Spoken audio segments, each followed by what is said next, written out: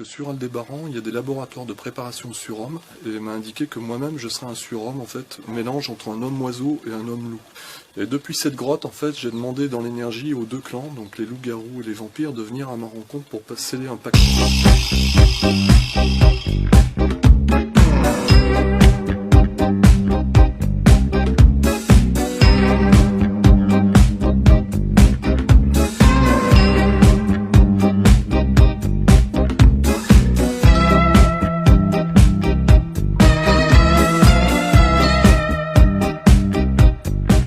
Le grand monarque, c'est-à-dire qu'en fait j'incarne l'énergie du Christ cosmique, ce qu'on appelle le Christ cosmique. C'est pas Jésus, hein. Il y a Jésus d'un côté et il y a le Christ de l'autre. Le Christ étant l'enseignant de Jésus, celui qu'on appelle Melchisadok. C'est un maître spirituel qui est dans le cosmos, donc, et qui accompagne les êtres de lumière qu'on appelle la confédération des maîtres du cœur sacré, parmi lesquels on retrouve donc Jésus, on retrouve Bouddha, on retrouve la Vierge Marie. C'était à peu près 9h du soir et j'étais pas endormi, je vais m'endormir.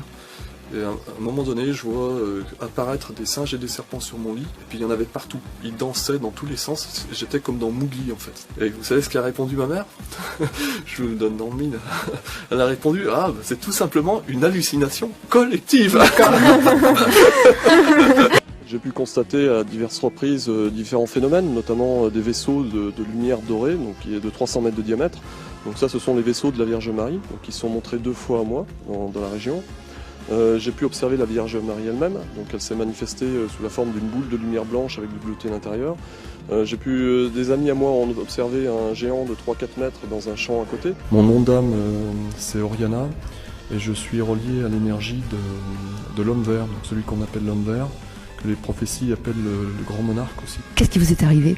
À l'âge de 5 ans, en fait, j'ai vu sur mon lit danser des serpents et des singes. Donc j'ai été abducté en fait par un des vaisseaux de la Vierge Marie, donc quand j'étais tout petit.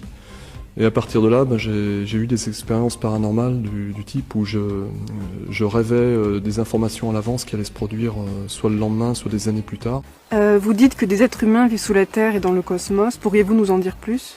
Oui, donc en fait il s'agit d'un réseau de cités de lumière intraterriennes.